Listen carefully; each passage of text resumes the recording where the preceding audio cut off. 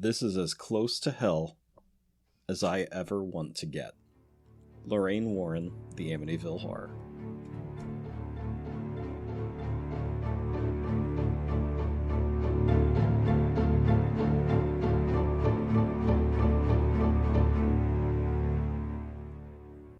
Welcome to the Well House Exorcism. I'm not here for the history, I'm here for the ghosts. It's PJ. And I'm Sideshow Shanna. Had that planned. You said you had a new intro. Told you. Just for this week. And a 1 week only. So you can redeem yourself from the Jersey Devil. No. Puckwa PJ is in charge again. No. I don't know how you talked me into this. I had a great 2-part show planned. Look at me. Look at me. I'm looking. I'm the captain now. No, you're not. Oh, boy. I'm just the sideshow always. Well, we are here to discuss... spoopy stuff. Well, that's why it's called the Well House. This is why you cannot be in charge. Who's ready to get spooked? I am. That's right. So we're talking about probably one of the most famous haunted houses in the country. Ooh. And whether or not we think it's famous or not. Horror or hoax? Yeah. Let's find out. Going back to our roots of judging and what we think about it, because there's going to be some debate probably about it. As we get into it here. So. What are we talking about? So we are talking about the Amityville Horror. Bum bum bum. So, I'm pretty sure everyone listening has heard of the Amityville Horror at this point. They don't know everything about it, Puckwa PJ. There is quite a bit I learned. Me too. I read the book. And I barely researched this. Yeah. I read the Amityville Horror. The whole thing? Cover to cover? Yeah.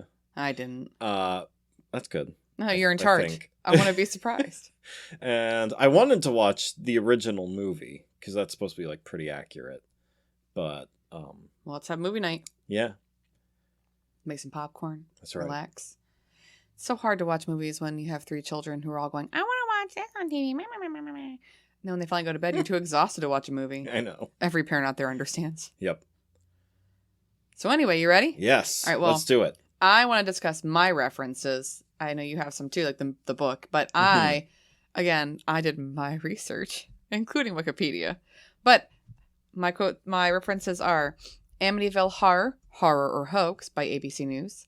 Amityville, Inside the Case That Rattled a Seasoned Paranormal Investigator by Beth Braden. Everything You've Ever Wanted to Know About Ed and Lorraine Warren, not Lauren, I apologize, by Orrin Gray. Ghost Hunter Lorraine Warren tells us the one haunted house she won't revisit by Adam Pockross. That's a terrible name. Anyway, 11 Things You Need to Know About Legendary Paranormal Investigators Ed and Lorraine Warren. Those are my references. So mine are all over the place. Like mine. The 2 big ones are the novel, book. Some will call it a novel. We'll talk about that. The Amityville Horror, a true story. I can tell you what a novel is, what a novella is, what a short story is. That's my degree. So, and also, something else that I watched, which was pretty darn insightful, and then I used Google and everything to back up the sources, was a documentary on YouTube, and it's 3 parts long, and each part's an hour and a half. And it's called Shattered Hopes, The True Story of the Amityville Murders. Wowzers. Yeah. That's depressing. By Ryan Katzenbach. That is a last name, too. It could be Katzenbach, I'm not sure. I got you. But yeah. So, with that, Ryan also interviewed Ronnie DeFeo, a.k.a. Butch, as is it they call him. DeFeo or DeFeo? DeFeo. Okay. Like Willem Dafoe. Yeah. And that interview was in 2014, and he passed away in 2021. I think that was the most recent interview. I don't think he did any after that. Alrighty. So, yeah. Now, did his story change a lot? We'll find out, I guess. Oh, boy. Because I don't know. That's a question I don't know the answer to. Well, I think before we do the Amityville thing, we got to get some background on Ed and Lorraine. You know what I'm saying? So this is why we said it might be a two-parter, because my brief background on Ed and Lorraine became 3 pages of notes. And my brief background became 13 pages. I know. So it's amazing how much work we did for this, considering I was like, I kind of want to do Amityville. Fine, I'll let you in charge for once again, because I have a book that Penny bought me, and I was going to do the entire story as a 2-part series. It's from our local area. And we'll do that later. And it involves the Pope. It's a pretty cool thing. But then I was like, okay, yeah, I feel like I can do some Amityville. Why not? It's getting close to Halloween. Why not? And then I just find Ed and Lorraine fascinating. So I was like, I'll just do some research. All right. So I did some background on Ed and Lorraine Warren. You ready to learn some stuff about them? I'm ready. Well, Ed and Lorraine Warren both had paranormal experiences early in their lives that made them fascinated by it. Fascinating. Yes, I know. I'm done. That was it. That's all I got. No. Oh, okay. That's all She's wrote in really big font. Yep. So it can fill 3 pages. And it set a precedent for their future occupations. President of what? When he was a boy, Ed grew up in a house he believed was haunted. He mentioned that doors would open on their own, and there were also strange lights that would form in this house. Okay. Very spooky. That's creepy. Yeah. Now, Lorraine's experiences, no surprise, were more of a, medium's nature. She recalled her first clairvoyant abilities when she was about the age of 9. She would see auras around people, but she just assumed that was normal. So these past experiences would create an utter fascination in the paranormal that would link them inextricably forever. It's a pretty good sentence, if I do say so myself. I like it. Thank you. I try. So anyway, Ed and Lorraine Warren met when they were both teenagers. They fell in love. Ed was an usher at the Colonial Theatre in Bridgeport, Connecticut, and Lorraine went there pretty often. So he thought she was hot stuff. But in 1945, when he just turned 17, he enlisted in the Navy to go fight World War II. Yep, so that's pretty cool. He's a decorated war hero. It was during this jaunt into the armed forces that would cause Ed to have a near-death experience, actually. The ship he was on collided with an oil tanker in the North Atlantic. A large fire erupted in the ship, and so everyone had to abandon the ship by jumping overboard. So they were all in that frigid Atlantic water, just like Titanic. It seemed like it was forever, so Ed actually prayed for help because he figured that was the end of it. Because, everyone knows about Titanic in the North Atlantic. Not a good place to be. Yeah, right. But he prayed for help, and they were soon rescued out of, nowhere. So after that, he and his fellow shipmates were sent home for 30 days of, quote, survivor's leave. Mm-hmm. But as soon as he got back, he asked Lorraine to marry him, and that was it. Married right away. Because he kind of realized, world can end pretty quickly. So they got married, in a jiffy. By the next year, they had a daughter named Judy, the only child they ever had.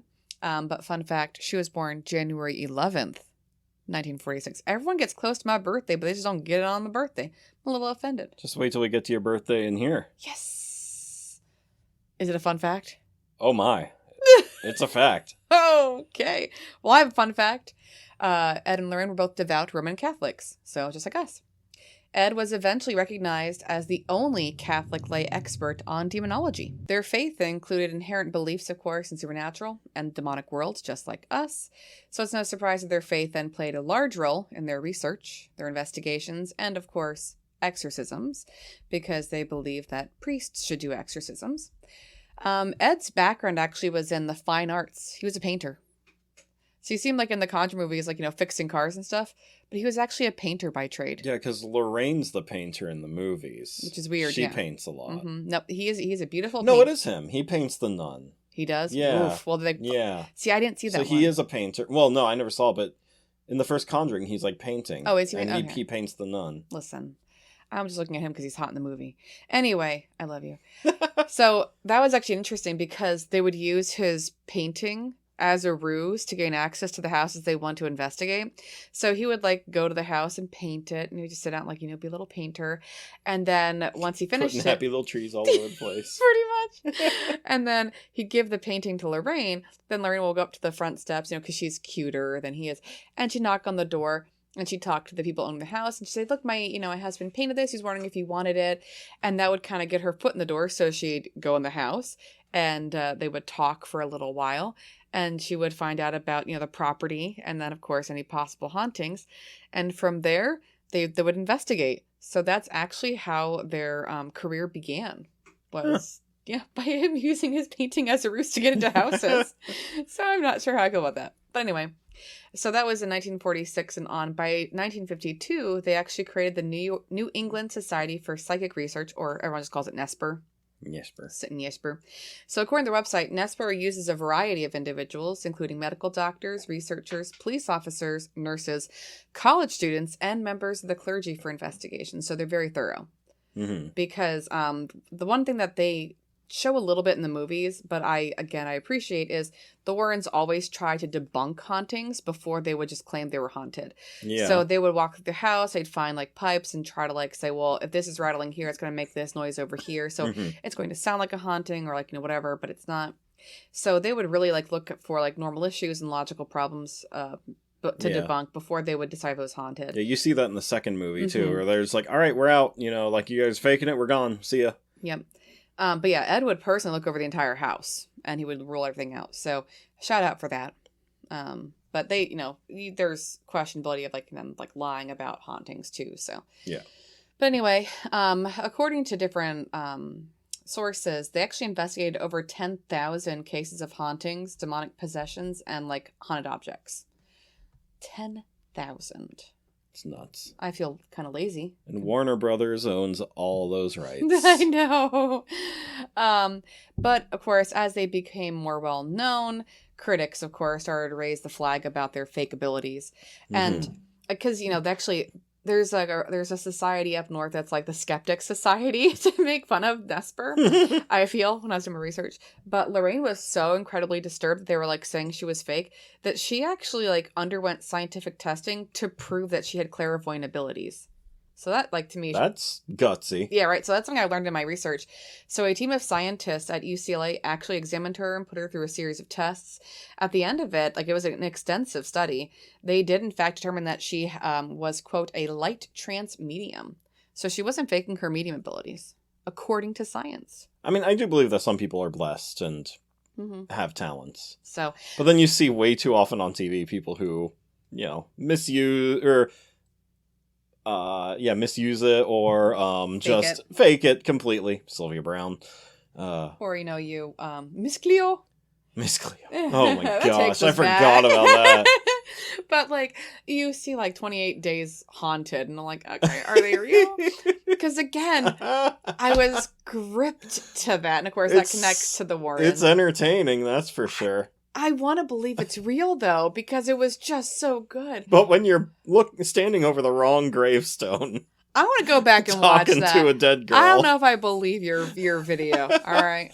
We saw it. We saw the video. But that could have been the tombstone next to Alex. All right, for our listeners, there is a video that just makes fun of 28 Days Haunted. And there's one clip where they're looking for the gravesite of a girl named Adelaide. And they find the gravesite, and they kneel over the tombstone, and it clearly says Mercy on the tombstone, in loving memory of Mercy. Maybe her name was Mercy Adelaide, and she went by Adelaide.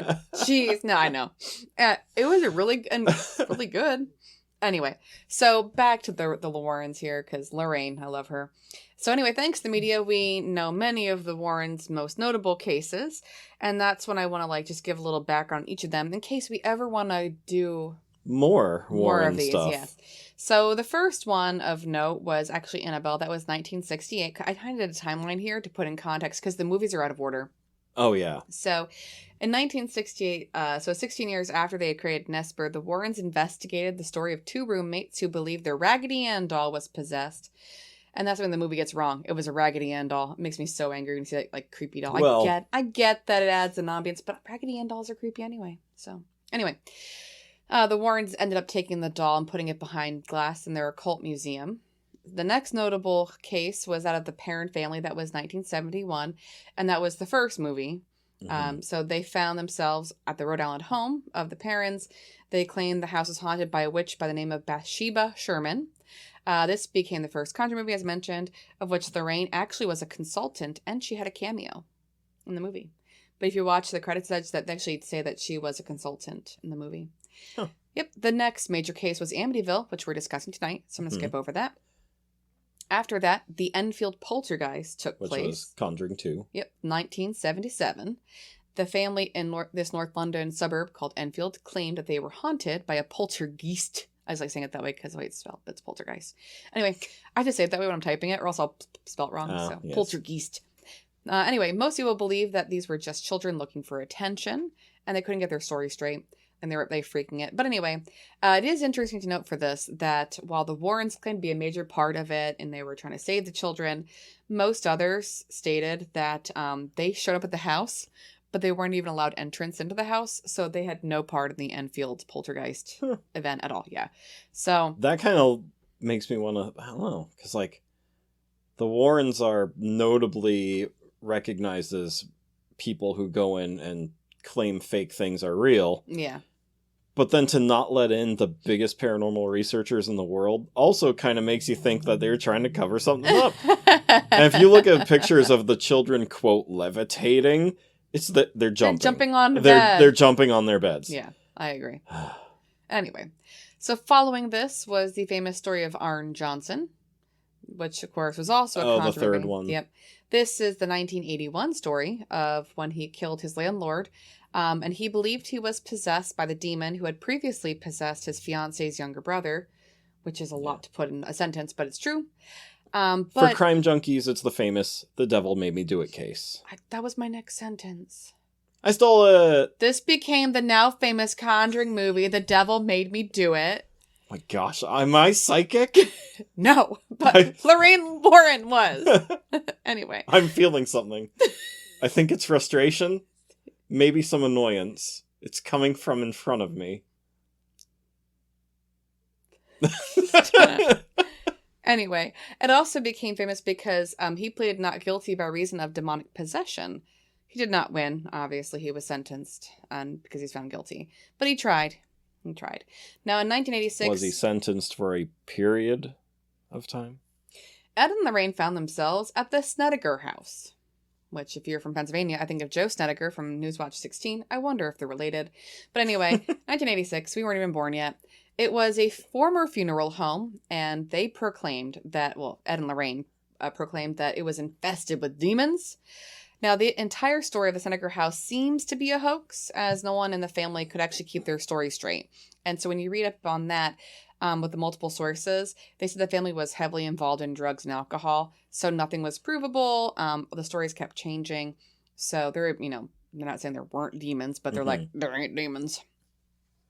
But anyway, that then leads us to rural PA the same year, and that was the home of Jack and Janet Smurl.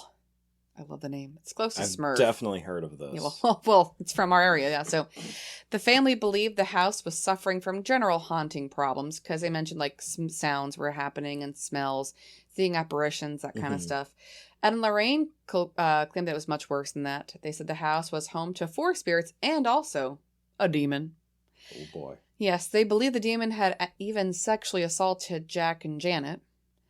I would like to ask how Jack and Janet didn't know that. But anyway, while the Smurl house, the Warrens actually had to call in the big guns, though. So to me, this kind of like proves maybe it was real because they actually had to have a ritual of exorcism done on the house, which is what happened to our house.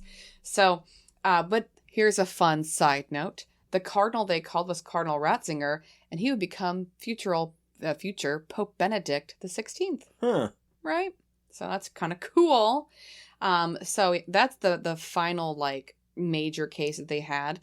Now they had a whole bunch again. They had 10,000 plus cases, but those are the most noteworthy ones. The most notable ones. So that is the introduction that I have for you at the Warrens. Any comments? I mean, I did learn something. They come with baggage whenever their name is dropped. It's always like a groan. And like, okay, here we go again. It's the Warrens. Yeah.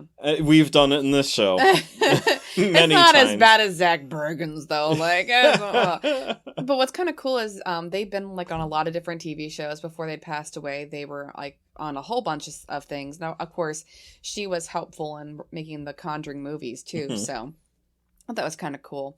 Just like as a side note. Yeah. So now it's your turn. Okay. I want to learn about Amityville. So to talk about Amityville, we have to talk about some mob stuff. All right. which I had no idea was involved with the Amityville house. That blew me away. Are the Masons involved? Not that I could find. Okay, well, that's one thing. Yeah. I learned something ironic about the house. Can I share it? Okay. Well, we call it Amityville. The house is actually called High Hopes. High hopes, yep. Just the irony. Mhm.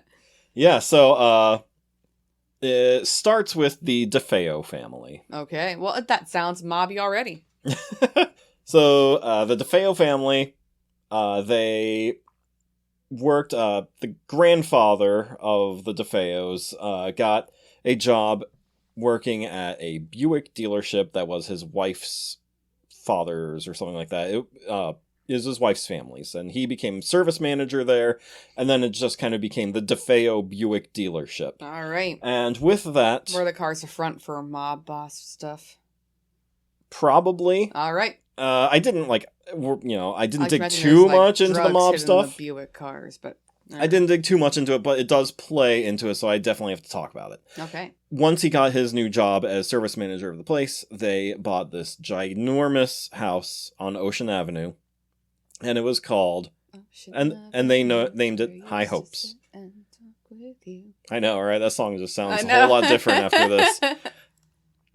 So the address was 112 Ocean Avenue, but they have since changed it to 108 at Ocean Avenue to deter tourists, because changing the number by 4. It's like changing Salem to Peabody. It's fine. We never hanged witches. Oh, and the best part is, it's blurred out on Google Earth, and there are all these articles that say, they've changed the the facade of the house so much you can't even tell what it looks like anymore. And just 2 years ago or so, there was, a tour of the house. The owners let people in and take pictures. It looks the same. I didn't see much of a difference. I mean, if I drove by, I'd be like, oh, there it is. I found it. It didn't look unrecognizable to me. But, that being said, Ronnie DeFeo Jr., the son of the family involved here. Is it called RJ? Like PJ? RJ? No. Just They called him Butch, actually. No one called him Ronnie. Why? No one ever called him... Butch is a very mafia kind of name. So. Yeah. So, he starts talking about the family and everything, and he says that they worked for the famous Genovese crime family. Oh, okay. One of the 5 families that ran the mafia of New York. So it's that's all opposite coast. No. Isn't Amityville in New California? York. No, Long Island. What? Uh-huh. I'm so confused. Oh, because Long Island's actually an island. Because later I have a quote from Lorraine, and she's like, it followed us across the United States or whatever, or across the ocean or across the water. I forget. Anyway, continue. Yeah. So, so the famous 5 families. Wait, so Yellow Card song is about Long Island? No, they're talking about different California? Ocean Avenue. It's that or Florida, because they're from Florida. Oh, okay. Yeah. I guess there's a lot of Ocean Avenues. Continue your story about mob bosses and the Genoveses. Yes. Go ahead. So the Genoveses are the oldest of the 5 families, I learned as well. Yeah. So pretty powerful people. Ronnie Jr. was AKA Butch. AKA Butch. I'm going to call him Ronnie from here on out. Makes sense, yeah. There's Ronald, his dad, and then there's Ronnie. And Ronnie was a runner, an errand boy for them. With this, he never did pot or anything like that, but he did get hooked on meth. Wow, cool. Okay. That was his gateway drug, and from there he did heroin meth too. was his gateway. Okay. Yeah. Mm-hmm. Yeah. And I wish I still had the quote. I typed it out, but then I got rid of it. But he's like, yeah, I never smoked pot. I just did meth. It's like, oh, okay. That's so much better. But yeah, he spent, up at the point of the interview, which was 2014, June 2nd, at that point he had spent 39 and a half years in prison. He was denied parole 8 times. And he ended up dying at the age 69, March 12th, 2021. I put that down actually in my notes. Say 69 is an evil number. Look at that. I just want to say. One of the big things is that the DeFeo Buick dealership, they had someone who worked for them called Anthony Mazzeo. Mazzeo, okay. Now, Anthony Mazzeo is a mob hitman. You wanted someone to disappear, you called Anthony. Do we call him Tony?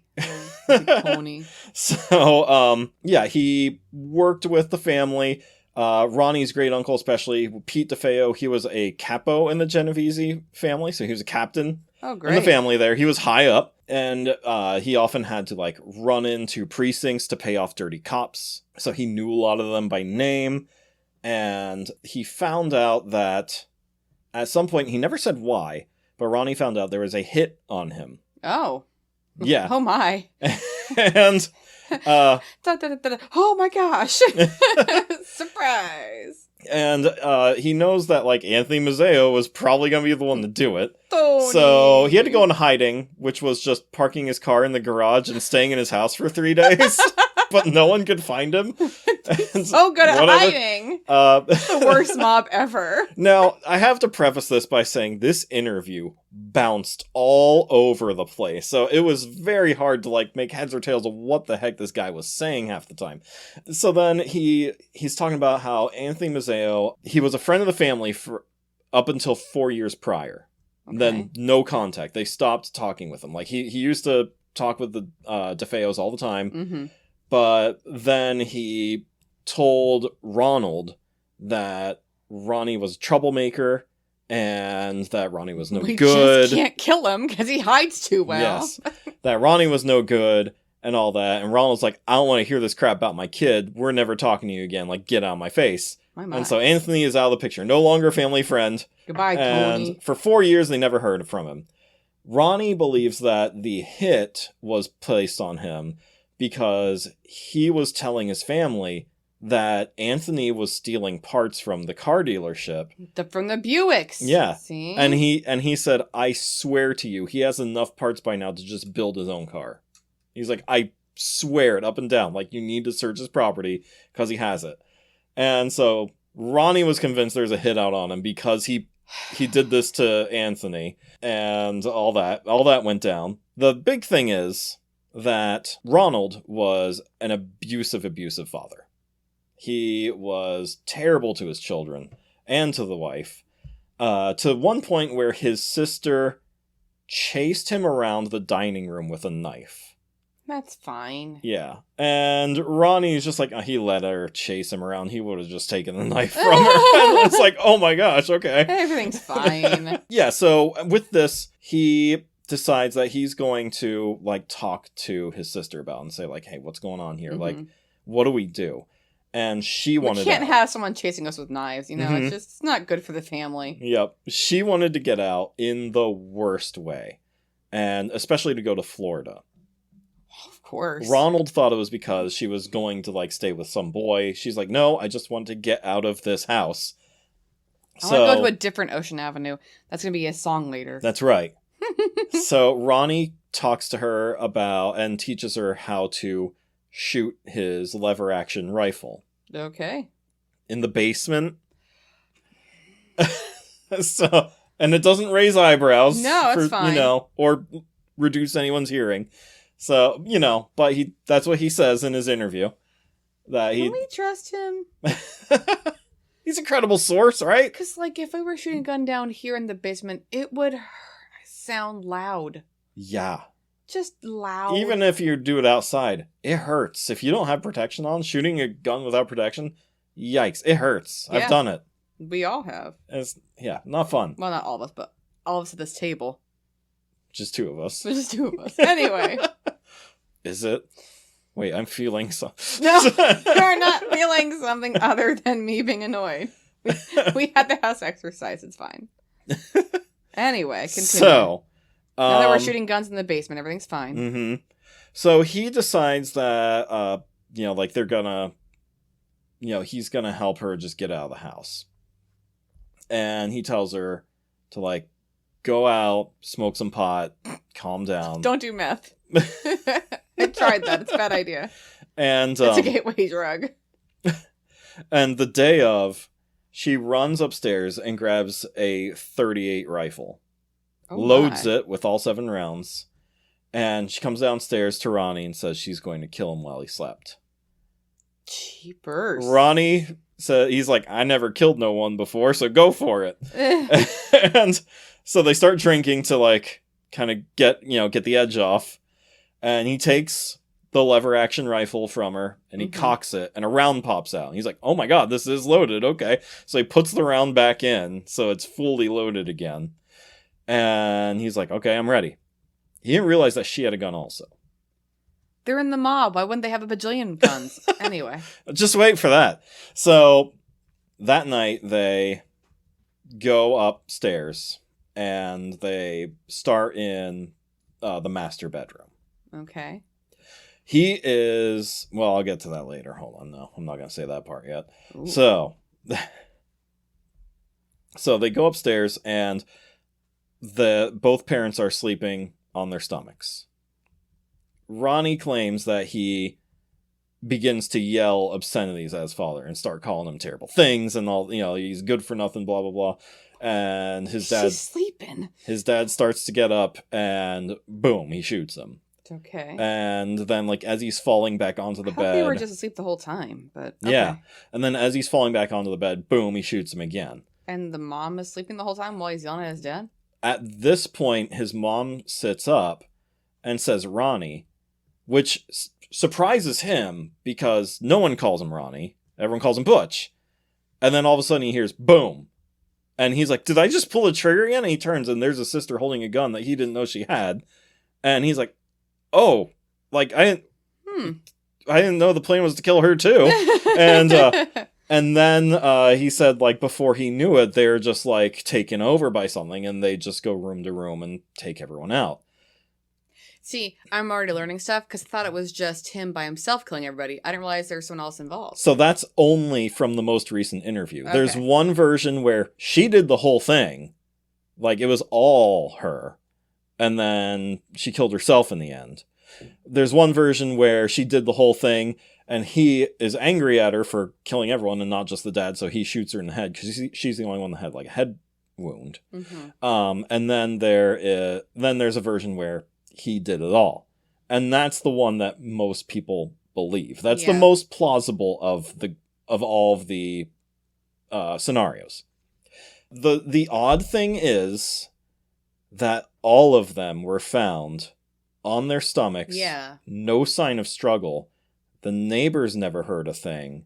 It wasn't storming that night, so there's no chance of drowning out the noise with thunder. Yep. And the 2005 DVD, I remember this from when I watched it back in 2005, and it never left my brain, but I was never able to... I researched like crap to find it. I can't find anything to validate it, that there is, at this time, there were no silencers available for this type of gun. And even so, people who know anything about silencers know that it doesn't matter. No, it makes a coughing sound still. No, not even a coughing sound. It still sounds like a gun. It just makes a big gun sound like a small gun. It still sounds like a jackhammer. It just sounds like less of a jackhammer. But what if you use potato instead? So, like, that's one thing about movies, is, like, if you shoot off a gun, everyone, even with a suppressor, which is the technical term for it, everyone in the house is going to wake up from it. Yeah. Because it's that loud. So, after he gets caught, he sends in a buddy of his, Barry Springer, to collect... Not Tony. to collect his money and guns, because he was planning to kill a lot more people. There was a crawl space in one of the walls, in between his room and the bathroom. And in there, he had an M1 carbine with a 30-shot banana clip with hundreds of rounds. He's going to shoot bananas? Badoom-ching. Ha! See, I'm you. I like it. You're welcome. A 44 Ruger rifle, a Remington BDL 30-06, a 12-gauge shotgun, a 280 Remington, and then he was like, oh, no, wait, I gave the 280 to my uncle. I had a 270 Remington. A Remington shotgun with a 20-inch barrel and a pistol grip. One handgun, and that was a 38 Ruger, or a Bulldog, he doesn't remember exactly. And brand new syringes. Well, thank goodness. Because he was high on heroin for this. And to use his quote, he knew he had to, quote, give them an act and a performance that I could have got the Academy Award for. Me running in the bar and all that. I made all that up. So by running in the bar and all that, he meant that around 6:30 p.m. that night, He runs into Henry's bar in Amityville, and he yells, "You gotta help me, my mother and father have been shot." And he's like acting crazy and everything, and all that. And that's kind of kicked off everything. So he was like blasted on heroin from all this. he hit some heroin after he killed his family? I think maybe before. He never really specifies when, but that night, like, he knew, to quote him, he had to give one heck of a performance. So he made sure he was high as a kite when he did it. Now, in this time period, could they have tested for drugs in the family? Like, could he have doped them?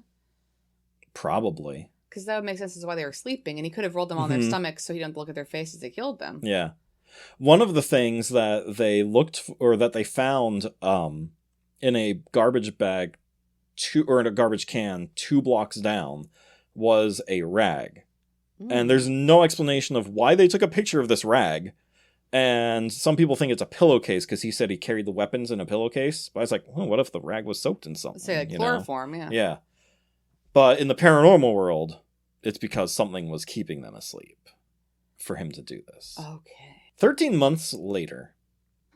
13? There is an exclusive Amityville area listing. Wait, hold up. So he kills his family. Mm-hmm. Let's go back to Ronnie for a second. Okay. Before we go into the next part. Okay. And was there shoddy investigative work here? Did he just immediately charge guilty and put into prison? Yeah, he ended up fessing to it. He pled guilty to it all by insanity, mostly. Because wasn't there... Because he was saying there were voices inside, and he felt like there was someone pulling him different directions and making him go through the motions. Okay. So he kills his entire family. Mm-hmm. Does he show any remorse during any of his interviews later? Not that I could see. Now, how many siblings did he have? He had 2 siblings. I want to say it was 2. And then, because he shot his mom and dad, shot his sister in the head, and then weren't there... Yeah, he had a sister and an older brother. Do you think he could have told them, roll on your stomach, and then he shot them? Possible, but there was, from what I could see, all their faces were calm, too. There wasn't any sign of, agony or screaming or anything. They were... Okay, I was just wondering, because they're resting faces. I know, know, yeah. Because that's still the one part that really confounds everyone, is how did this happen? Yeah. Another question, now here's a big part, is were there accomplices? Because the very night that the bodies were found, there was a phone call to the property from Anthony Mazzeo. See, Tony shows up again. After 4 years of never talking to the family, he calls on that night. And as soon as he realizes he's talking to a cop, he hangs up. Oh, look at my wrist. Time to go. Whoops. My bad. All right. So, okay, it's good background. Uh-huh. Now let's move on. So how's this for a house? 6-bedroom Dutch colonial, spacious living room, formal dining room, a closed porch, 3.5 baths, finished basement, 2-car garage, heated swimming pool, and a large boathouse. $80,000. Yeah, and it comes with the furniture too. Yeah. I did some research. Yeah, $80,000. We paid more for our house. We only have 1 bathroom. Anywho, yeah, it's a steal, especially on Long Island. Mm-hmm. So, obviously, the Lutz family, when they see this, they say the same thing. What a steal. This is amazing. So they go in, they tour the house and everything. It looks fantastic. So, they sign the papers. And now, I did some research because I was like, how the heck are you going to buy a house that's where murders happened? But they were told that murders happened there. And they sat their kids down and they said, just so you know, people died here, but they were all cool with it. They're like, let's find the house is awesome, so let's go for it. So, they knew going in that this place was haunted. Yeah, I'll actually get to that in just a second, too, yeah.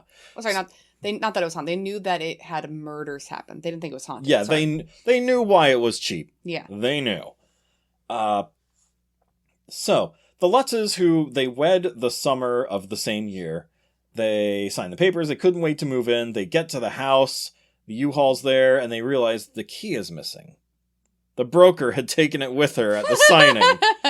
So they had to call and get her to show up. Not a good sign for your first day in the property. Accidents happen, all right?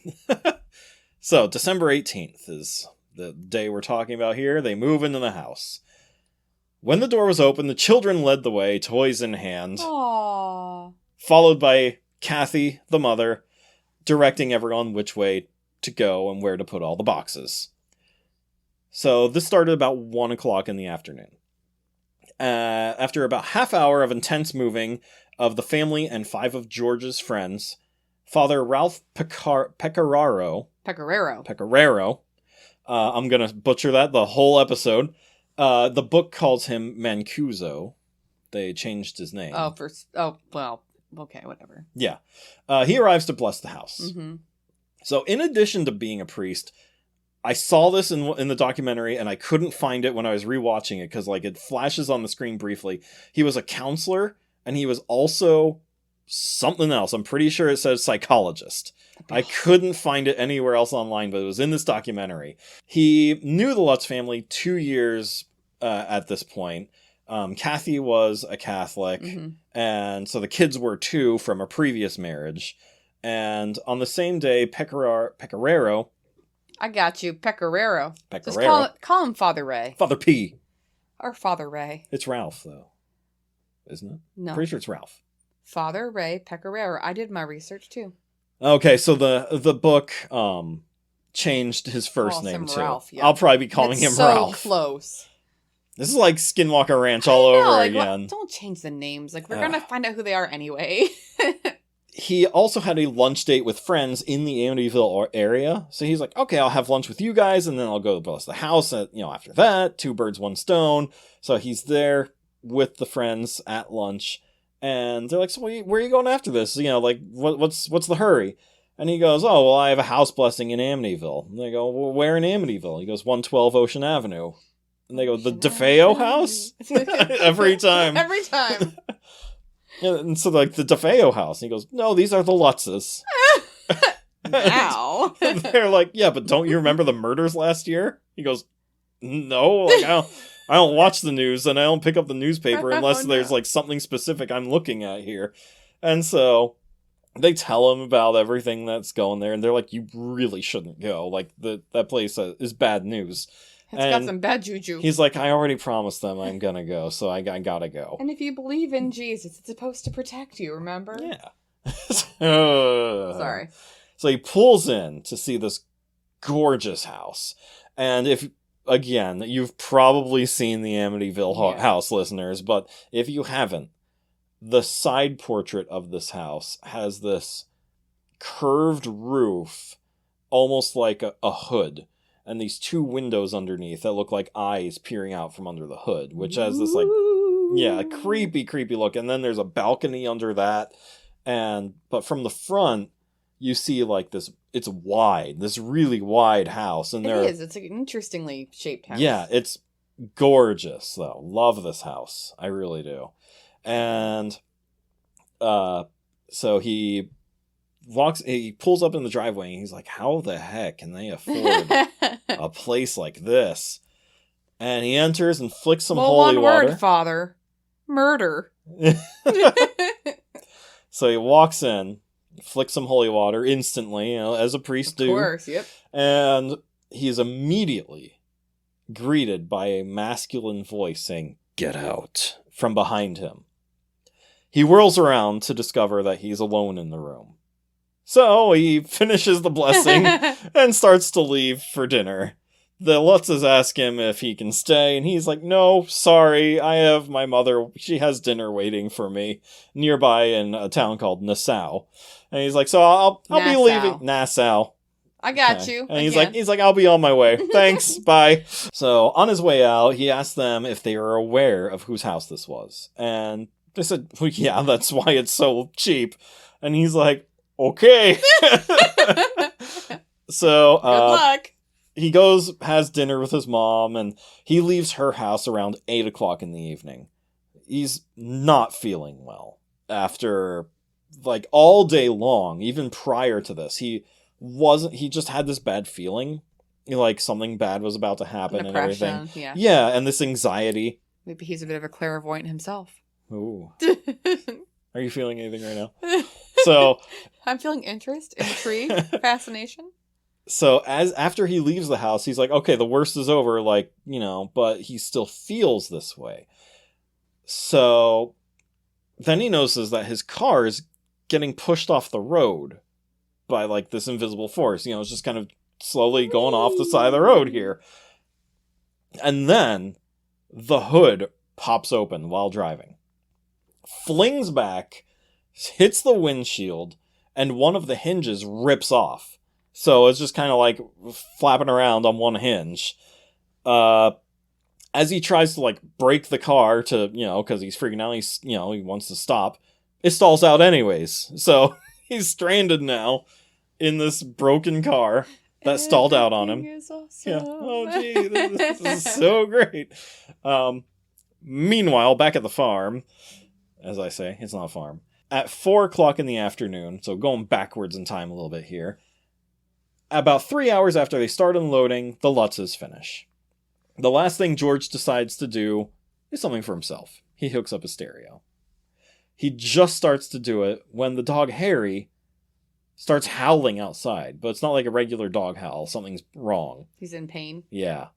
So he runs outside to find the dog had leapt over the fence and is now being strangled by his own leash. Mm-hmm. Poor puppers. Yeah. He's a Malamute mix, by the way. He's a good dogger. Harry is. He's a great dog throughout this whole thing. Such a trooper. So, December 19th, day 2. Are we still discussing father, or are we done with father?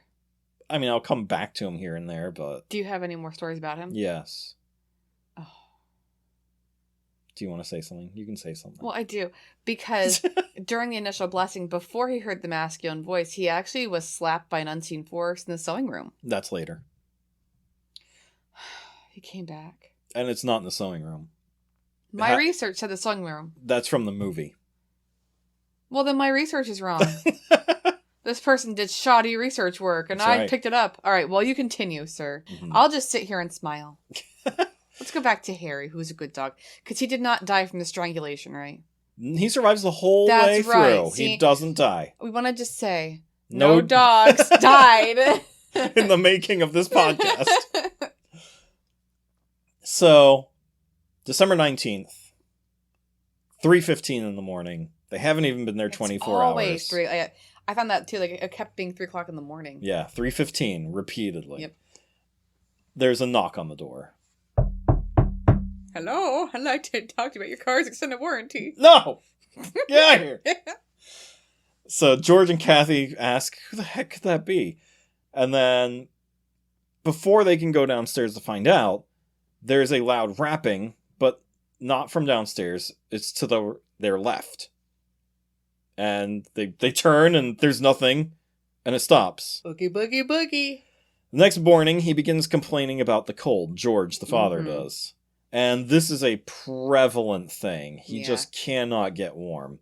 And he starts to get irritable, extremely irritable. And again, this is day 1. They haven't even been there a full day. This is morning of day 1. And the kids run through the kitchen with the dog and out into the yard.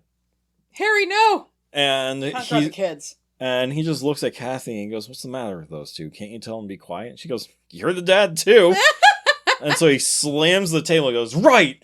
And he storms up to the kitchen door, flings it open and goes, hey! Knock it off! And he slams the door and then storms out of the kitchen into the living room. And Kathy's just standing there like, what the heck just happened? Merry Christmas to you, buddy! Yeah, but she had never, ever seen him like that before. And it was just baffling to her. Well, children can be annoying, especially near the holidays. Yeah. I mean, I know. That's some good joke. One of the only other things that George did that day was complain that they wasted $50 because they kept the U-Haul overnight. So So it was an extra $50 fee to keep the U-Haul. So he complained about that quite a bit that first day. You know what? I understand. So he took that back pretty promptly. Then came back and just did not do anything for the rest of the day. He was like a compulsive shaver and showerer and things like that, and he didn't do anything. Someone was sucking his life force away. And again, less than 24 hours they've been there. All he did was complain about the cold and the kids being noisy. By the end of the day, Kathy was exhausted of trying to keep the kids away from him and trying to keep him happy and My Christmas is ruined. trying to keep him warm. The thermostat read 75, but he was freezing and just throwing logs on the fire. He kept obsessing over things and would go downstairs and check the furnace and then come back up, and an hour later he'd go back down and check the furnace again because he was still cold. And then he's like, is the boathouse locked? And they go out, like walk all the way out across the yard to the boathouse to check the lock, come back, and then an hour later do the same thing to that. And so this obsessiveness started to form. And so the third night, again, he's woken at 3:15 in the morning, and Kathy at this point is beginning to feel it now. And so that morning or the next day, after being woken again at 3:15, she and George, she hates to admit, end up beating the kids because they broke a window pane. And with her mental exhaustion of everything and George just not being himself and all kinds of other things, like, they end up doing that. So December 22nd now, the day after the beating, Kathy feeling horrible about the night before and thinking about buying presents and trying to unpack everything that they haven't unpacked yet, and a nor'easter is coming and George is still complaining about the cold and everything. She's just exhausted and like just sitting standing leaning over the kitchen counter, like trying to figure out what to do and just how to rebuild everything that happened in the past couple days. And it's at this point that she feels a hug from behind. Aww. And it's a very comforting, like, feminine touch. And she doesn't push it away. Like, she welcomes it. Like, it feels nice. And then at that point, she hears the kids yelling from upstairs. And she bolts up. Spell is gone about whatever was keeping her there. And, like, that she completely forgot about what the heck she was experiencing in the kitchen, and she bolts up the stairs to find that the toilet bowl is black. Ew. And she like flushes, nothing happens. Like, it's still black. She scrubs at it, nothing. Then she tells Danny, she's like, Danny, he's like, I didn't do anything. And she's like, no, I'm sorry. Like, last night, I'm sorry. Like, you didn't do this. I get it. I know that. I need you to get the Clorox from my bathroom, okay? And he's like, okay. And, like, obvious relief that he's not getting yelled at or going to get beat again. So he goes and gets that, and then you hear a scream from in there. And he's like, Mom, it's in here too! So she goes in there, and now she smells, first, perfume. Like, strong perfume. And then it's followed by this rancid, putrid smell. And she sees that the same black thing is in the toilet bowl there. So she calls for George. And George comes up and he's like, what's going on? And he sees it and he's like, what is this? And they're like, we don't know. We can't get rid of it. And this is another common thing that keeps popping up. A, the smell, and B, this black crap that shows up. Pun not intended. Yeah, I know. And, because he said the odors in the house would come and go. Like, it was just here, there. And it'd be nice or be awful. Yeah. So that night, the next morning, if you will, they wake up at 3:15 to find that their solid wood oak front door, like, they say it's hundreds of pounds, like a heavy oaken door, was blown off its hinges. Well, one hinge. Yeah. And flung open. The brass doorknob was twisted, and the metal around it was bent, like a pry bar was taken to it. Wowzers. But from the inside, like something was trying to get out. These people are using Clorox on the black goo. I gotta get out. Run. So again, this sound was so loud, this bang, like imagine, it would be pretty loud, that they bolted upright. They went upstairs to find their kids all fast asleep on their stomachs. A position that... Ooh. Yeah. Position that they never had slept on before. But listen, okay, in deference to children, they sleep through everything. Yes. There was a fire outside our house with, like, it was a 5-alarm fire. Every single fire company was there. And they slept through the whole darn thing. Yeah, we had 6 different fire companies outside our house. With that being said. From 1 a.m. to 8 a.m. Yeah. And they had no clue. No, Mom, why does the house smell like smoke? Well, here's the thing, sweetie. While what you were happened sleeping, to the building across the street? Have you looked outside lately? Yeah, there's a reason why the term slept like a baby exists. Is it real? Yeah. Oh, man. But them being on their stomachs, which they had never done before, is interesting. Mm-hmm. But kids flop, so... So Christmas Day is when things, I feel like, that's when they really start to get weird. Because it wasn't weird already. No. Black Goose fine. Yeah. Hours after waking from a nightmare, because obviously nightmares, haunted house. So Kathy awakes. She and George talk about the events they've been dealing with so far. Because it's only been less than that. It's like from the 18th to the 25th. 7 days. Oh, I thought they moved on the 16th. Sorry. Nope. So it's only been a week at this point. And it's already too much for them to bear. So on Christmas Day, they're having this conversation. Mm-hmm. Merry Christmas, honey. 9:30 in the morning. Our house is haunted. Let's go open some presents. Yeah. Yay. That sounds like us. Everything's fine. Who wants to have some drinks? It's Halloween, guys. Please don't leave. So they told the kids to stay out of the sewing room, which you mentioned earlier. But they wouldn't say why. So one of their kids, Chris... Christmas presents. That's what he said. He said, maybe there are more presents in there. But Missy, the youngest, pipes up and says, no, I know why. It's because Jody's in there. Who the heck is Jody? That's what Kathy says. To which Missy says that he's her friend and, quote, he's a pig. Ah, yes, the pig. Her older siblings called her dumb, and they just laughed it off. Their dumb little sister. She's not to have a pig. She So... can have real pets. Except for Harry. Oh, no, sorry. Chris asked who's Jody, and she said he's a pig.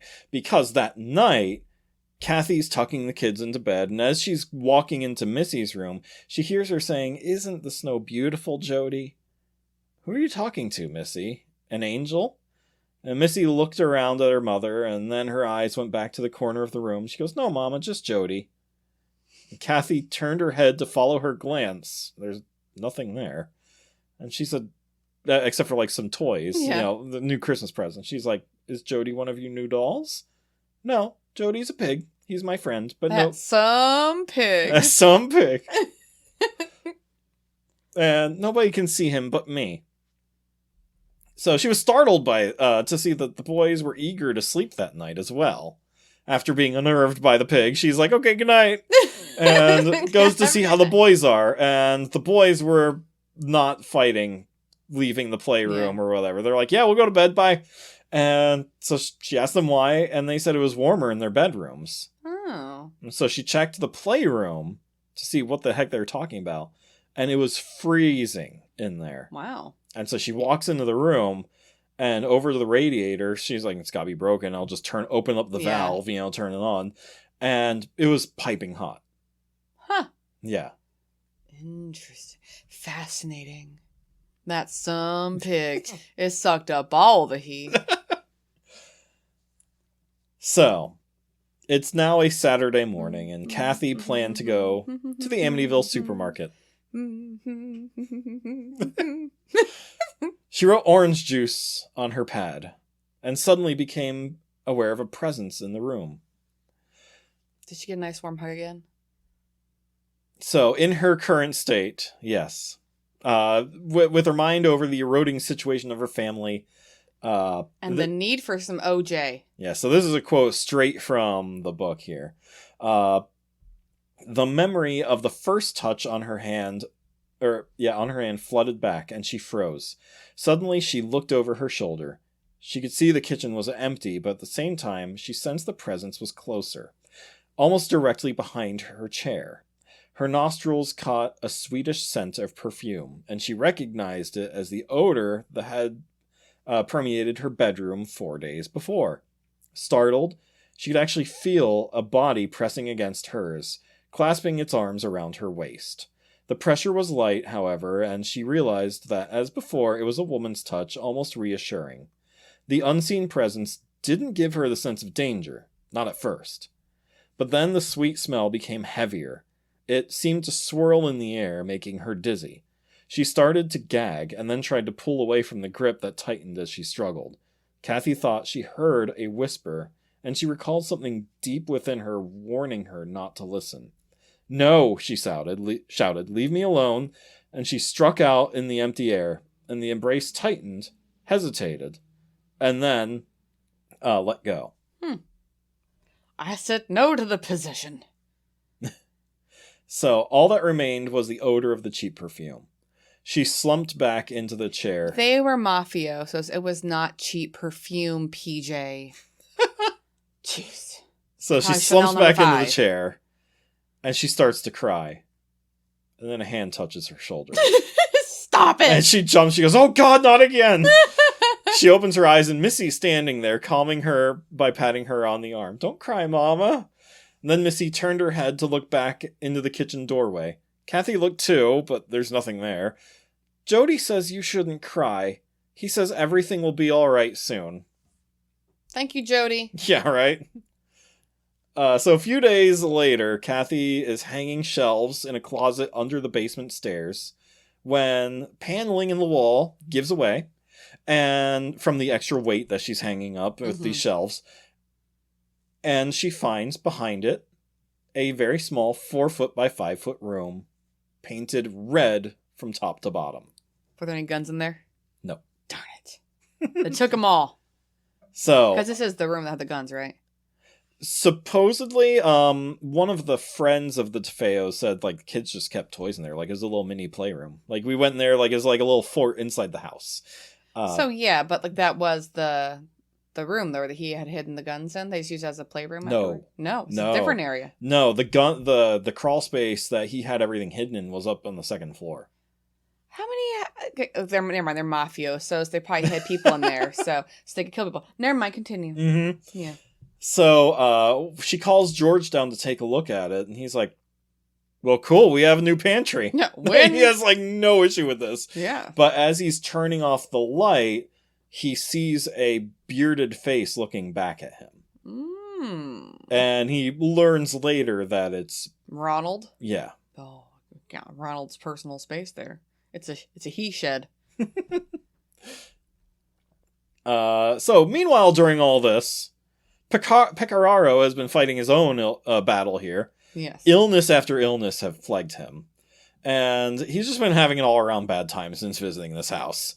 His hands have now developed sores, and when the sores would heal up, blisters would form, and when they would start to get better, the sores would reopen, and he kept having fever after fever after fever, always peaking around 103 degrees, and he just feels like garbage. So that's all happening on his side of the story. See, I find it interesting because he has these flu-like symptoms continually, and his hands are bleeding, almost like, to me, like, I think stigmata. Yeah. So it's almost like he's going, like, through real suffering, like Jesus-type suffering. So continue. Yeah, it gets to the point where he, like, starts putting, like, gloves on Yeah. to help with the blisters and putting ointment in the gloves and things like that. So, January 1st, 1975, they are awakened by a howling wind in their room early in the morning. Blankets are torn off them. All the windows are open. So they slam the windows shut, and still they hear wind howling. So they go down the hall, and the kids' room's windows are open. And those, they, like, can't even get shut. They have to, like, fight the window to get it shut. But Missy's room, her door is still closed. Uh-oh. So they open it up, and it's hot in there. Like, not just warm, it's hot. And she's sleeping soundly. The windows are closed, everything's fine. Jody took care of her. Yeah, right? Thank you, Jody. I think. No, maybe. Some pig. Some pig. But then they notice that there is a rocking chair in the corner of the room, moving. And George, seeing this, advances on the chair, and then stops immediately. I'm gonna get that chair. I'm gonna solar plexus it. Without hesitation, they grabbed Missy and took her downstairs. Oh, yeah. So Harry the dog, during all this, for the past week or so, he's just become more and more lethargic. Oh, no, Harry. So he's just like, when they go downstairs, he's like, okay. It's like Rosie. Yeah. So by 10 o'clock that night, they're ready to turn in. And as Kathy turns off the lights, she screams. Because in the window, there are two red, unblinking eyes staring right back at her. George turned and he saw them too. To quote, two, quote, little beady eyes, end quote, that disappeared when he turned the lights back on. He grabbed a flashlight and found a line of hoof-like footprints, similar to a pig, leading to the boathouse. Demon pig. Now, in other references, they said the demonic red eyes would peer from around corners, too. It wasn't just that one time. Yeah. But mostly there was this one window outside Missy's room. Yeah, that's about, yeah. That they saw it. But, I mean, imagine, like, just around corners, there's just red eyes. Oh, gosh! Oh, it's gone. Okay. Yeah. Like, that would be... Oh, no. So... the next day, Kathy finished putting fresh cases on her pillows and, doing laundry, fluffing up the pillows and everything, when she gets embraced from behind again. I do not need a hug today. She freezes instinctively and yells out, "Danny?" Hoping that's one of the kids. The grip around her waist tightens. It was stronger than the familiar woman's touch that she experienced in the kitchen. She sensed that a man was holding her, increasing the pressure as she struggled. "Let me go, please," she whimpered. The pressure eased suddenly, and the hands released her waist. She felt them move up to her shoulders. Slowly her body was being turned around to face whatever this was. Oh my. In her terror, she became aware of the overwhelming smell of the same perfume, and another pair of hands gripped her wrists. She felt like she was now in a struggle for her own body as this tug of war is happening over her. So escape was impossible, as the book says. She felt that she was going to die. The pressure on her body became overwhelming and she passed out. Okay. When she came to, she was lying half on the bed with her head almost touching the floor. Danny had come into the room to answer to her call, and she knew that the presences were gone.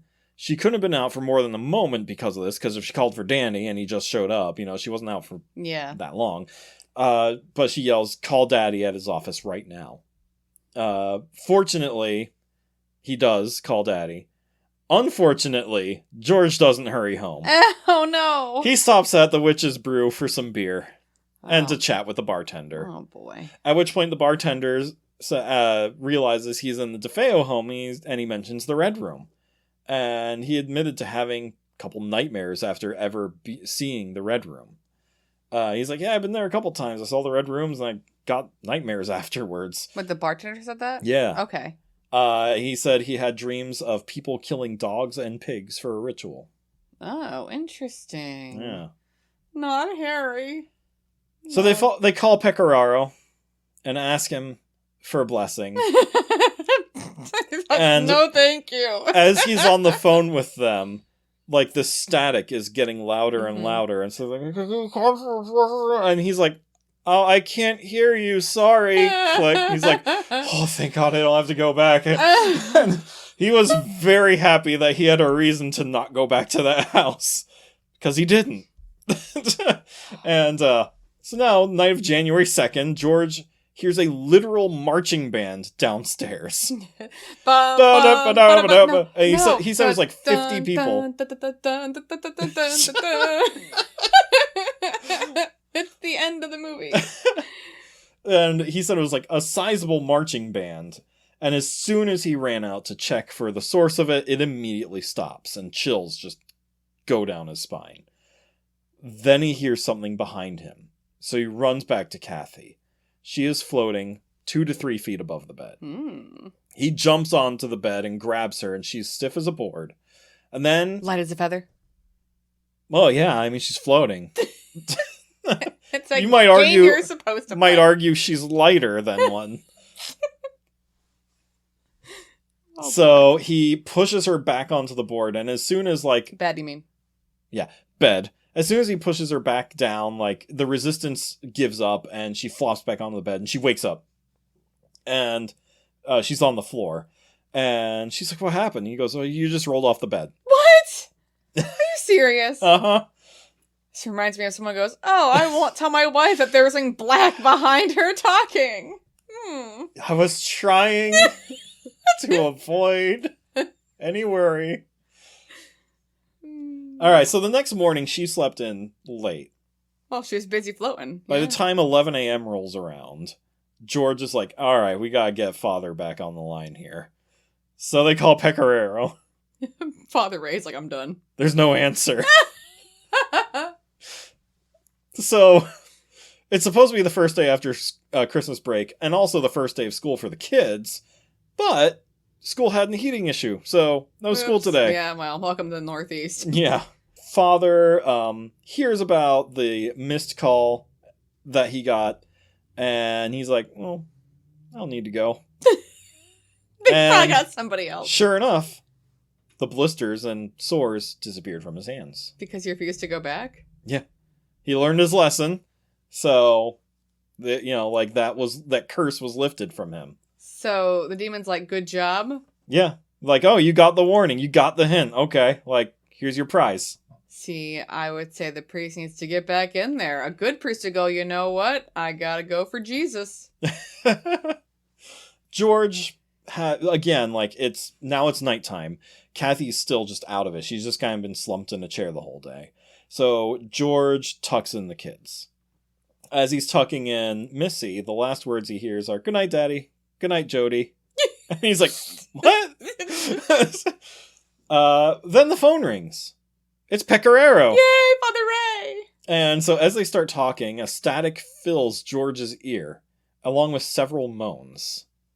And so George is like, what? What are you saying? On the flip side of the conversation, for Pecoraro, he gets physically slapped across the face. So the moaning was him just because he drops the phone. So the moaning is him going, oh! Then he picks up the phone and he apologizes to George. He's like, nope, sorry, I can't help. Call someone else. What? On a scale of 1 to 10 being the worst priest. At this point, George is, like, exhausted. Yeah. I mean, he's trying to, like, just keep his family safe. He's exhausted. He's freezing. He's obsessing over these things, so he's just mentally exhausted from that. And he's searching for the source of this freaking smell that keeps popping up. So as he's going through the house, he discovers, quote, under the area where the front steps to the house had been constructed, he did discover something interesting. When the contractor had laid the foundation for the house at 112 Ocean Avenue, it seemed he had covered over a circular opening with a concrete lid. A well? By swirling around the dirt piled up against this protuberance...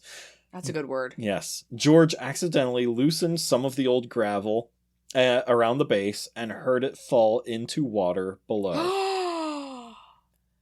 He flashed his light and saw a beam hit against a wet black shaft.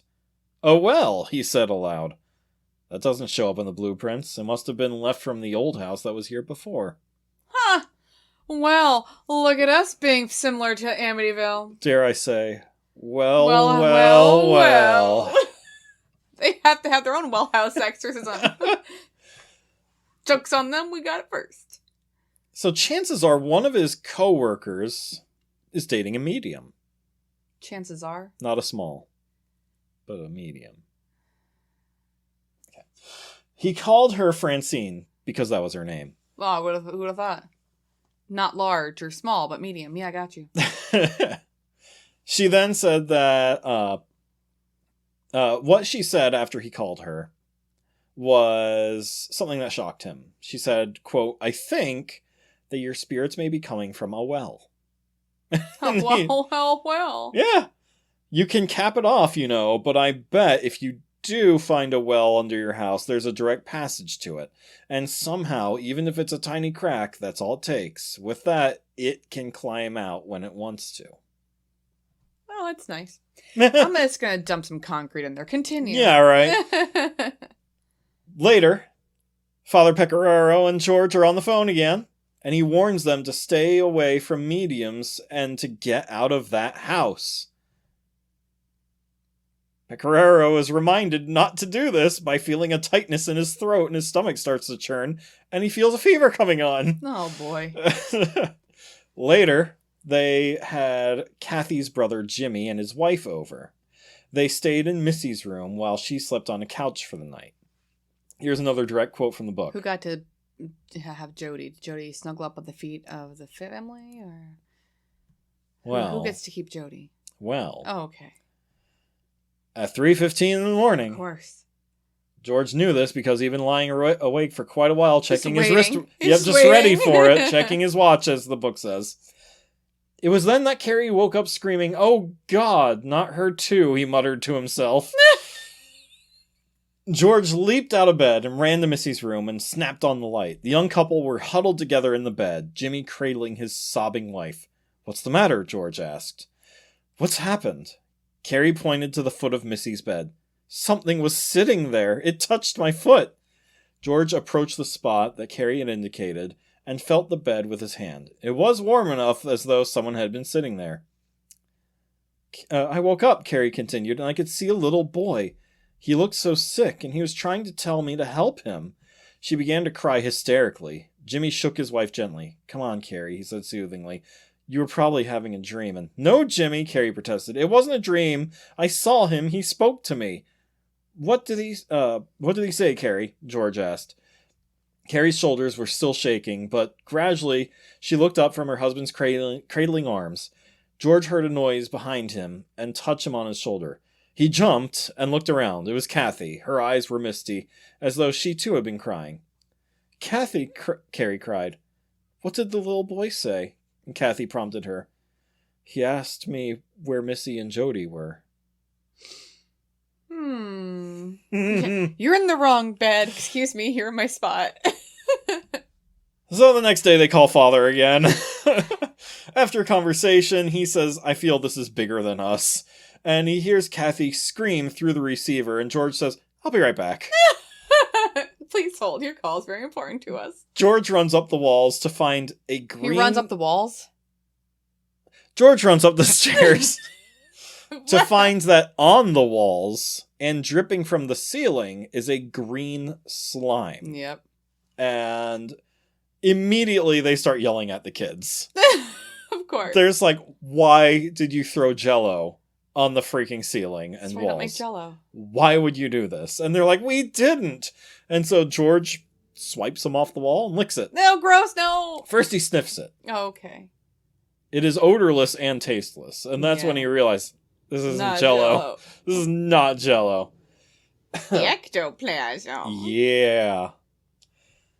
January 10th, the next day. It's raining outside. Pouring, actually. It's raining, it's pouring. Kathy tells Danny to go upstairs and shut her window. It was only open a crack anyways, just to get some fresh air in, but it's January and it's raining. Why would you have a window open? I can continue. I don't know. Oh, because there's the phantom smells, probably. Yeah, that's a Get big that part of nasty it. smell out of there. Nasty smell, bye-bye. So George ran out to bring Harry inside, because he stays outside in his doghouse a lot of the time. Boy. And as he's walking in, a scream sounds from upstairs. It's Danny with his fingers stuck in the window. So from the first knuckle down to the tip. Blech. So, Did he lose like his finger? a half inch there. When they finally get the window to pop open, which it pops open like on its own, because they struggle to get it open, they said that his fingers were completely flat. Ugh. Yeah, from the nail up to that first knuckle, like flat. At this, George loses it. He starts running around room to room, yelling at his, quote, unseen tormentors, with Kathy trailing him, begging him to ask for a doctor. And he's like, just picking for a fight, asking where they are to show themselves. And she's just following, like, could you please just call doctor? Like, please, can we get him out of here? And finally, like, he snaps out and he's like, oh, yeah, right, let's go. And so they call the family doctor. No answer. So they're like, all right, get your clothes on. We're going to the hospital. So Brunswick Hospital Center is where they go. And it's less than a mile from the house, but with the weather... Yeah. Severe wind and rainfall takes them 15 minutes to get 1 mile down the road. Fortunately, nothing is broken. They bandaged up his hands, and, hand, it's his right hand, and he's okay. They send him on his way. January 11th. This is one of the worst days, the next day, because most of their windows were broken the night before from the wind and the rain. Everything's a mess. The wind messed everything up. There's water all over the place. So they are just quietly, no one's talking, and they're just slowly cleaning up this house. Yeah. All day. Even the dog is just pacing back and forth. Every so often, he'd bare his teeth and howl at the boathouse. That night, they all slept in the master bedroom together. The one room that has windows that aren't broken. Yep. So the kids were in the bed. Kathy and George were in chairs. George was rudely awakened by Kathy. And she, he's like, what the heck? Like, I was sleeping. And she said he was yelling, I'm coming apart. I'm coming apart. And he asked her if he heard her. He's like, oh my God, are you okay? And she said, no, you didn't touch me or anything. You were just yelling. So the next morning... January 12th. Hey, that's a good day. He woke up angry because now that the night had worn off, he realized that he wasn't yelling, I'm coming apart. He was yelling, I'm coming unglued. And he said he knew this because he had a dream of a hooded figure with his face looking at him. Ew. And he argued with Kathy about it, saying that he didn't say I'm coming apart. And she's like, no, you definitely said I'm coming apart. He's like, no, I said I'm coming unglued. So it's the dumbest argument in the world. Who cares? You had a dream, and it's not a good one. Yeah. When Missy chimes in, saying that George needed to go to her room because Jody wanted to talk to him. Oh, boy. George asks, who the heck is Jody? And... it's some pig. Yeah, because at this point, he hasn't asked. Kathy knows who Jody is. The other kids know. George doesn't. And Missy replies, he's the bestest pig you ever saw. George doesn't like the mention of a pig. So after the red-eyed incident. Yes. Excellent. Humble. Anyway. As many Charles Webb references as I can get in, I'm going So he races into the room. First, he doesn't see anything at all. And Missy says, like, oh, he'll show up. And then she's like, oh, there he is. He's here. And he looks down at Missy, and she's pointing to one of her windows. He follows the finger, and he startles. Staring at him through one of the panes are two fiery red eyes. No face, just the mean little eyes of a pig. That's Jody, Missy cried. He wants to come in. Something rushed past George on his left. It was Kathy screaming in an unearthly voice. And don't let it in! In the same move it took her to reach the window, she picked up one of Missy's play chairs and swung it at the eyes. Not the we only have so much glass available in this house, Kathy. But apparently that must have been a pretty graceful motion. Like, she doesn't stop. She just, like, grabs it as she's running and just brings it down on this window. It's not how this works. It's not how any of this works. So, her blow shatters the window. What? Shards of glass flew back on top of her. Because of the wind. There was an animal cry of pain, a loud squealing, and the eyes were gone. George rushes to what was left of the window, and he looks down. He still hears the squealing, but doesn't see anything. But the squealing sounds like it's heading for the boathouse. Okay, we're good. Go on, get. Yep, shoot. Alright, we're gonna skip ahead a little bit here to January 25th. The last night. So. I liked the January 12th day. I just want to say it's a good day. Mm-hmm. Anyway. It's a wild day, right? That's one heck of a day right I there. don't think anyone should break windows on my birthday. Just don't do Jody's public appearance to the world. that. So January 25th, the last night, George had a strange dream that he was floating around the bedroom. And then he plops down onto the mattress. And then he sees Kathy lift up, float around the room. Oh, gosh. There's levitation again, man. Yep. And drop back down next to him. And then he raises into the air again. And at this point, Kathy wakes up and starts calling for him to wake up. And then he startled, or when he settles back down next to her, she starts shaking him awake and says, "We need to leave right now," that he was floating.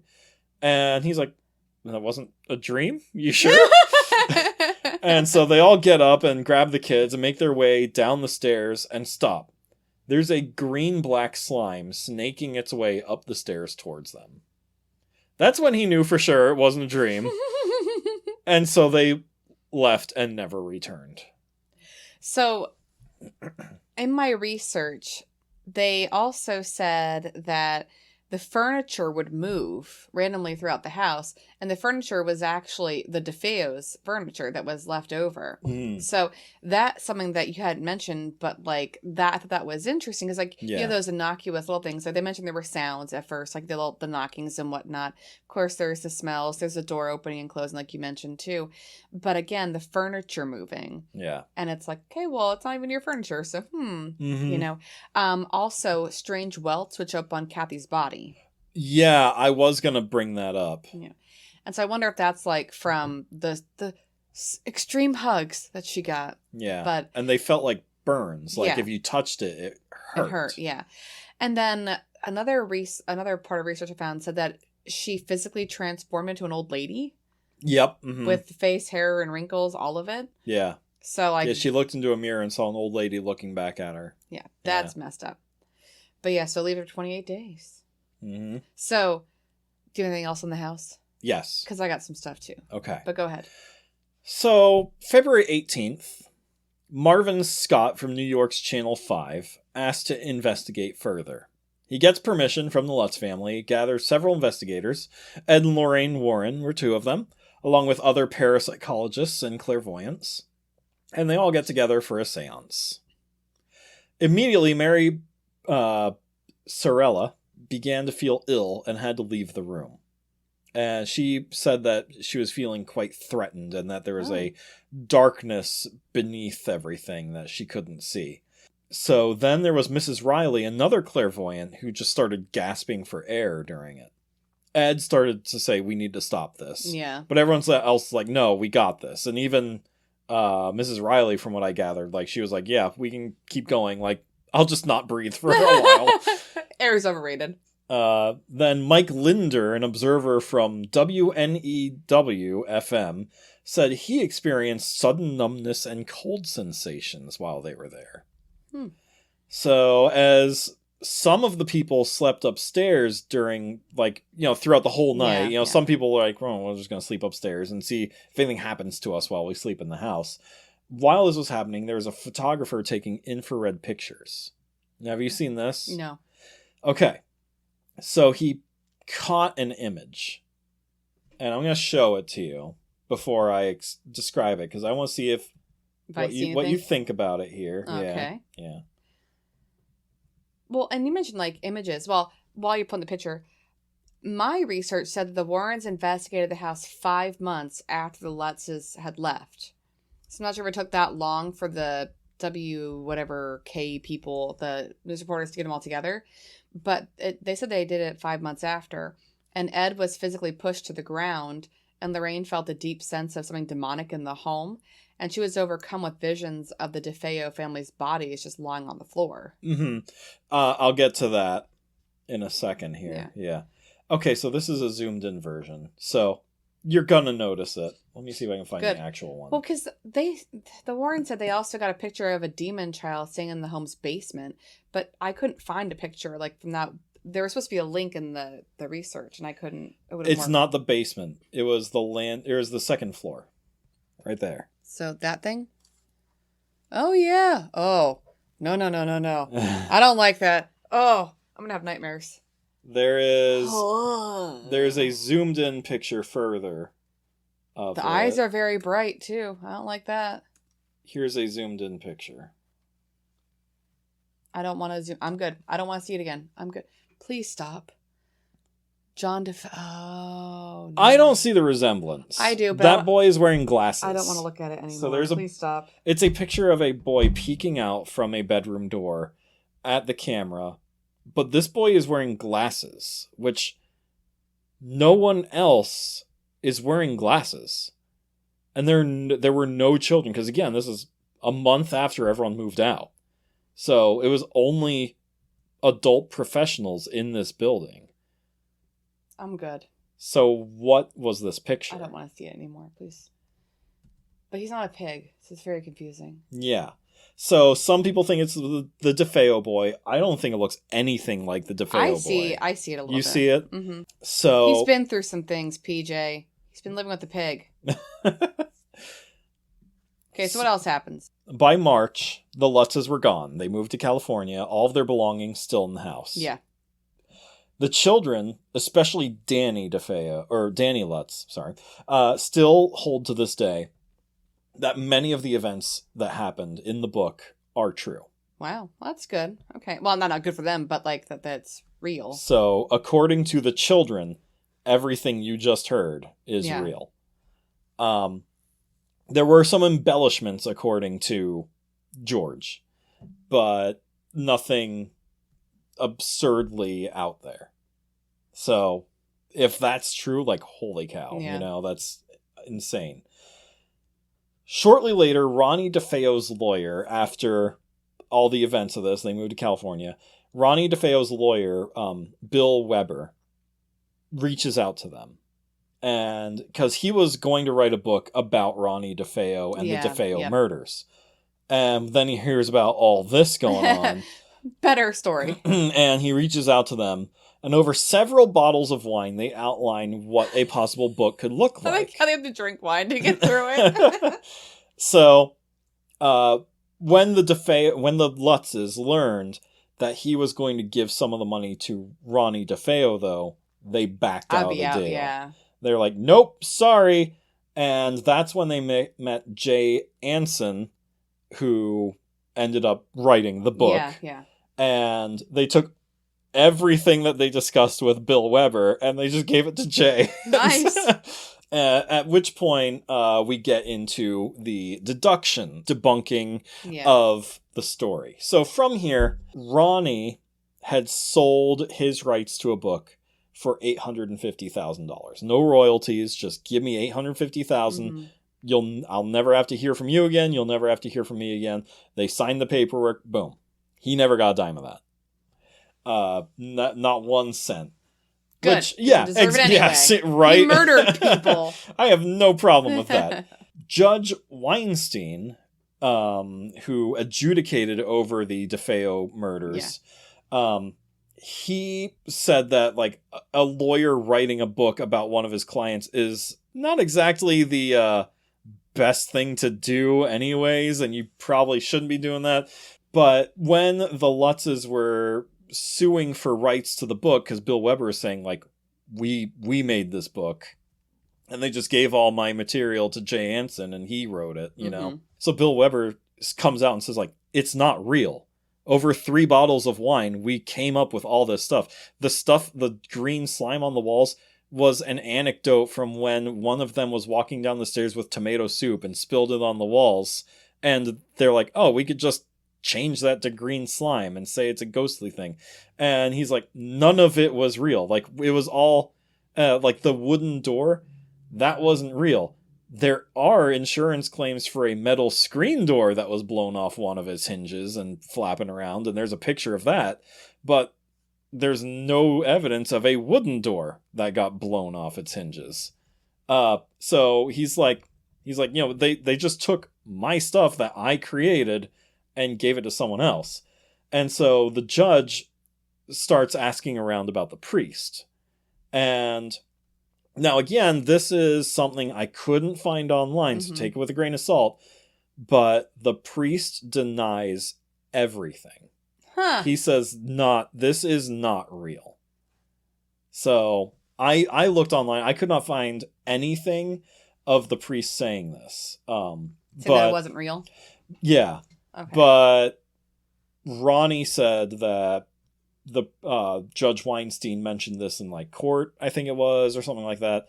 That, you know, the judge explicitly said the priest denies all of it. Well, if it's coming from Ronnie, I don't believe it. I know, right? Moving Yeah, on. so there's that. It comes from He's Ronnie. just a little angry he can get money for this. Now, that leads to the part of, was the priest lying for the family, or was he uninformed? Because his story does not add up.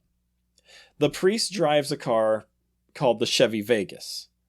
And as we said, his hood pops up and slams into the window, or into the windshield. Chevy Vegas hoods pop the other way. Yeah, They pop forwards. Mm-hmm. So it's physically impossible for that hood to come back that way, because there's only one hinge, it's not two, and it's in the front of the car, not near the back, near the windshield. So there's no possible way that that event ever happened at all, because it's not possible with a Chevy Vegas. So there's that. Maybe he was borrowing someone else's car. Continue. This is my favorite, though. So Ronnie claims that Weber made up the stories of the red-eyed pig. That is completely made up by the lawyer. Now, a neighbor from the documentary Shattered Hopes said, no, it's not a made-up story per se. The neighbors have this Siamese cat, and it has red eyes. And the cat's favorite thing to do would go over to 112 Ocean Avenue and stare into their windows. And so these little beady red eyes would be staring at you through these windows all the time. And to the point where Ronald DeFeo called it Fat Pig, because it was this huge A cat, like this chubby red-eyed little thing. And so he just yelled, "Get out of here, you fat pig!" and like, you know, shoo the cat away all the time. So they're like, it was probably just the cat. Every time they looked out the window and saw these red eyes looking back in at them. A Siamese cat has fur. A Siamese cat has fur, and it has pointy ears. No. All right. Continue. I love it, though. I love the idea of, like, someone's cat. Darn fat pig, don't get out of here. Now, in terms of the window, a parapsychologist on Shattered Hope said he went into the house to investigate. Because someone who had, you know, they were friends of the DeFeo family, and they're like, oh yeah, the window, like, there's something wrong with the counterweights in it. You push on this one floorboard, and it pops open. And he's like, are you sure about that? And they're like, yeah. So he's like, okay, I'm going to go in there and find out. So he, like, gets into the house, and he goes into the bedroom, and sure enough, he feels like one of the floorboards feels loose, so he stomps on it. And poof, the window pops open. He's like, well, that mystery is solved now, isn't it? Like, there was just something weird with that floorboard must have ran under the windowsill and was able to jostle the counterweights in the window in such a way that would just pop up. So when they're trying to get Danny's hand out and the window just opens on its own, someone ran into the room, hit that board, and poop! Up the window went. Speaking of Danny's hands, when questioned on TV about the trip to the hospital, they were like, so if we go to New Brunswick and subpoena some records from them, we would see that Danny was there for his hand? And George is like, well, no, we went to the family doctor. And they're like, okay, so if we went to the family doctor and called him up, he's like, oh, well, I think we actually just bandaged his hands at home. And yeah, so like the story just wasn't exactly meshing there either. Yeah, that happened. Lorraine, during their seance, would at one point, she sat on the master bed of the DeFeos' bedroom, and she sat there and said she could feel all the pain, and like she relived the entire night of the DeFeo murders. And she's like, she's like, I know it sounds a bit far-fetched, but the mattress is different, but the frame is still the same. So, like, I have that connection to it. The frame is not the same. It was a completely different bed, even in a different place in the room, too. And so everyone's like, are you sure about that, Lorraine? You sure? My last thing in terms of debunking it I have a couple, actually. Sorry. So, one, the 300-pound door, no insurance records of that. There are actually 0 photographs of repair bills, insurance claims, etc., of any of the damage they sustained there. The windows breaking, all that. There's actually the first article that ever states that their house was haunted was a newspaper article, and it said they only lived there for 10 days, not 28 days. Huh. Yeah. So that whole 28-day thing, and neighbors said, like, Christmas time, they looked at their neighbor's house across the way, and curtains weren't even hung up yet, so they could see stacks of boxes inside the house, but no one was in there. And so, like, neighbors can corroborate that they weren't there for Christmas. Yeah. If you trust the nosy neighbors, that's what they say. I would like to ask their Siamese cat. Marvin Scott, the guy who was in charge of getting everyone together for the seance, in the epilogue, it says that Marvin met with the Lutzes at this little pizza joint in Amityville, and that they gave him the keys to the house, and they said they're not going into the house, but they'll be there if they need anything. Marvin goes, I have never eaten a slice of pizza in Amityville, and I've never met the Lutzes. So I don't know what this epilogue is talking about at all. Lastly, I have that George Lutz, while he maintains that the book is mostly true, he said it embellishes in some parts. If you're going to embellish some parts, where's the line that stops you from embellishing more? Yeah. Because when we told our stories, we did not, for one fact. Because again, like, you can easily start to sensationalize, And so at what point is it too much? When you add in a red-eyed pig. I hold that's probably... I don't know. See, I want to believe it's real just because it's such a cool story. It's a great story. Like, I was telling Shanna earlier today as we were driving around, I was like, man, I was reading this book, like finishing it up at 1 a.m. last night. 1 a.m. And I'm like, man, this is so fake. Like, it ends with the green slime coming up the stairs and then they leave. It's like, well, how'd they get out of the house? They jumped over it, obviously. But the whole time, like, this is so dumb. Did I just hear something? What was that? Did I just see something over there? I'm all alone. Yeah. In the actual well house. So, and even a couple times as I was reading this right now, like, I just, like, feel a chill on my neck. And I was like, ugh. Well, the kids, like, if they're sticking to the story, it's interesting. Yeah. To say the least. And we'll never know. Do I want to go visit it? No. I'm good. I do. I don't, because we have our own well house. We have our own well. I'm fine. Well, that's something else. 4 families have lived there since. And no one has found a well. Well, and I don't know about the well, but there are zero experiences. Yeah, I know. Yeah. Did they buy it for $80,000 is the question. No, I think the last one was $600,000. Yeah, it sounds about right. Yeah. If you sensationalize it enough, you can send it for something. But if you look it up on Google, there's an article like, we were allowed in the Amityville house or something like that, and you get to see what it looks like today, and wow, it is a nice house. It is a gorgeous house.